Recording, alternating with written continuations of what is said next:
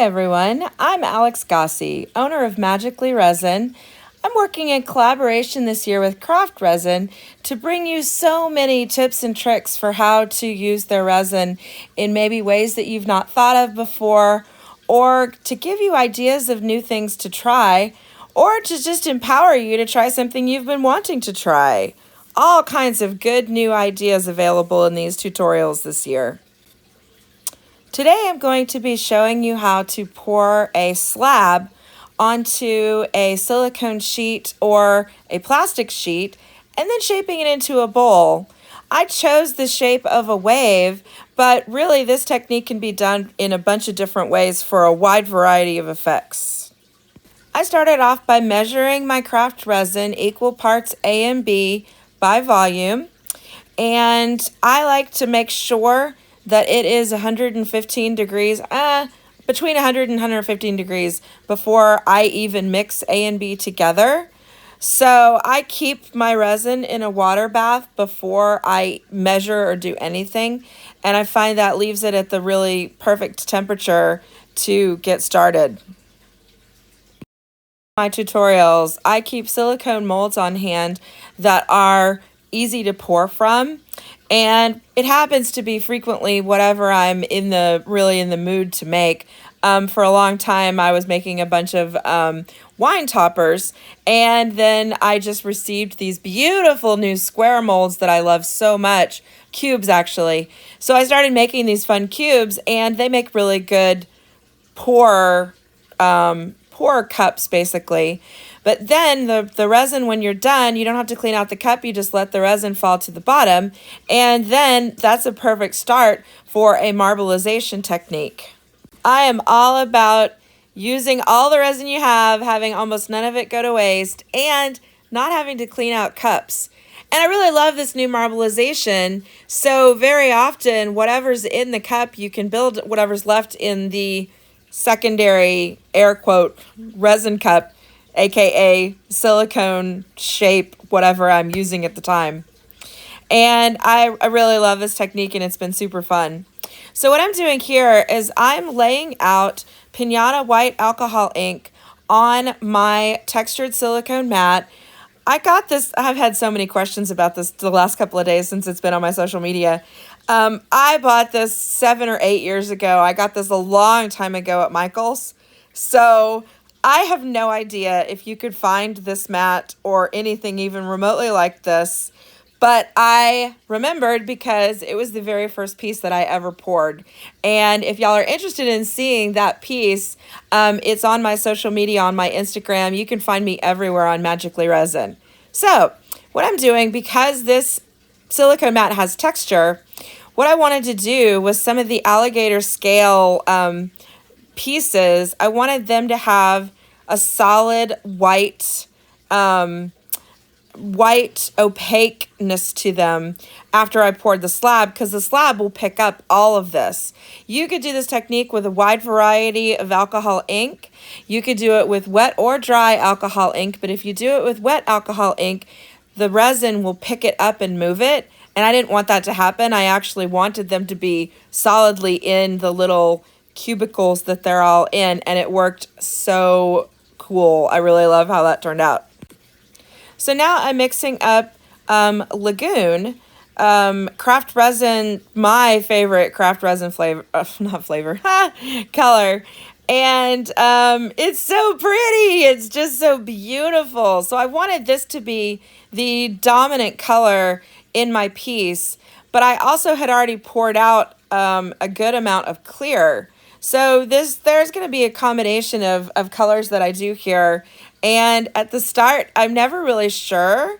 I like to pull out like 5 or 6 things that I might want to use while I'm pouring so that they're ready to go. But I don't actually know until I'm pouring and I see basically, how does this feel? How does this feel? What is it saying that it wants? What does it feel like it needs?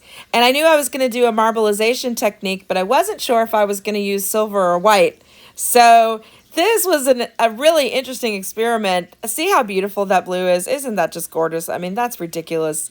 Super pretty. So that Craft Resin box of mica powder comes with 30 colors, and they are so gorgeous. Some of them are glow in the dark. Some of them are glow under a black light. Some of them are a flat color so that they don't have all of the iridescent. The white in particular, I really love. It's a titanium white that does not have all the sparkle. So I decided to go ahead and go with the silver wave effect of this, and I'm thrilled that I did. The silver in this is just so pretty. It is far more subtle than the starkness of the white. And here I'm adding a little bit more alcohol ink. This technique works really well in a wide variety of ways.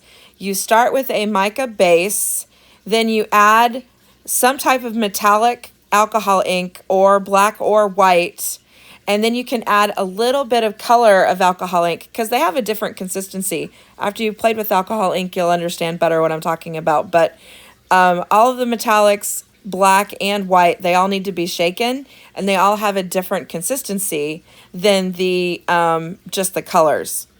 So isn't that just beautiful? I mean, the way it is in the cup, it's amazing. And that's how you know it's going to be gorgeous to pour out, because it is going to separate. It is going to make beautiful cells.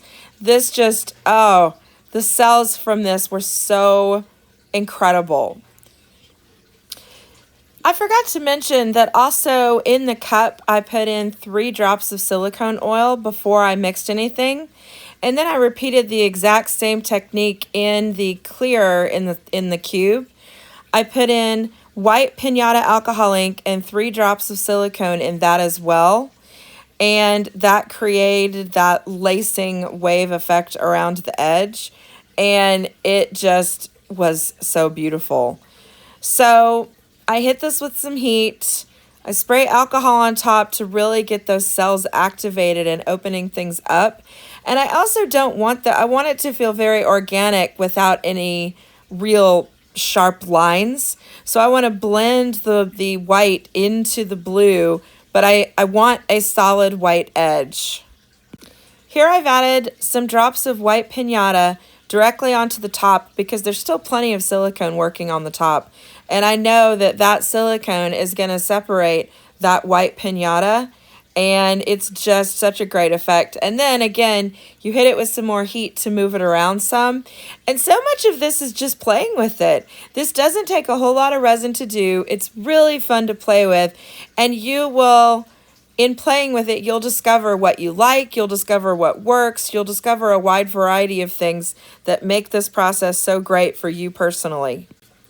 Now I'm adding in some more alcohol ink directly to the top, but this is the green alcohol ink, and it separates the silicone and it separates the white and the silver. So now it's layer on top of layer and all of these gorgeous cells. And I realized that when I replaced my mat the other day that I didn't level it, and that's what happens when you don't level it. Now, I liked the corner thing, but I didn't want it to keep rolling off of the mat entirely. So I had to turn the mat around and kind of shift the resin in different ways. And I also thought it would be a fun experiment to try playing with moving it with the long mixing stick underneath. I'd never done that before, but it made it really cool. This is the end result of the slab 12 hours later. So I'm just about to demold it, and I'm just got over the moon about how this turned out. So you can see through it now where there are places that are more opaque and look like a light blue. What that is the white alcohol ink in its own little receptacle underneath that is now completely opaque and added such a beautiful effect to it. So here comes the demold. So I have to give credit to Alex the Alchemist. He's a dear friend, and he is a brilliant artist, and he turned me on to the idea of doing demolds on my social media and other things. And so now I include the demold in the video. Some people like them, some people don't. If you don't, fast forward through. But if you like a good demold, this is one of the more satisfying ones that I've done. So there's an entire backstory to this piece. that I will be elaborating more on my social media because this is extremely personal. I had a significant, wonderful, incredible shift in my life this week, and I talk about that there. So this demold is like a culmination of years of stuff in a moment, and I absolutely love it. It turned out so amazing. The striations, look at that. Isn't that just, it's magic. Resin is magic, and craft resin is even more so. The low viscosity offers so many opportunities for just incredible things. I demolded this piece at 12 hours, but that number is going to be very subjective depending on how cold your room is and how warm your room is and how warm the resin was when you poured it and how thick it is. There's a lot of variables, but for me, I'm familiar with the temperature. So this is going to be a bit of an experimentation on your end to find when you can demold it. Basically, the answer is when you're able to pull it out of a silicone mold, or in my case, pull it off of the silicone mold without it sticking at all to the silicone mold, but it's still pliable and bendable. Be aware also at this point, you can still put fingerprints in this, so make sure that you pick it up with gloves. So after you're able to pick it up, I lay it over whatever I want it to take the shape of, and there's also a bunch of different ways you can do that and things you can put it underneath. You could put a bowl underneath. I used a vase because I wanted it to have a really sharp shape, and it worked perfectly. I actually used the vase that it's sitting on, and that was why I did, because I wanted that to be the base for this piece because I'm probably going to keep it. This is really, really sentimental for me. So then you shape it for 24 hours and you can turn it over, but really it's not fully formed for a good 3 weeks. So I would leave it shaping for a good 3 weeks to a month, again, depending on the temperature where you are and the temperature, ambient temperature in the room. Thank you so much for joining me and spending your precious time with me. I am having such a blast making these pieces and sharing all these tips, and I will link all the items that I used below in the description, and you can find me everywhere on Magically Resin. Have a fantastic day.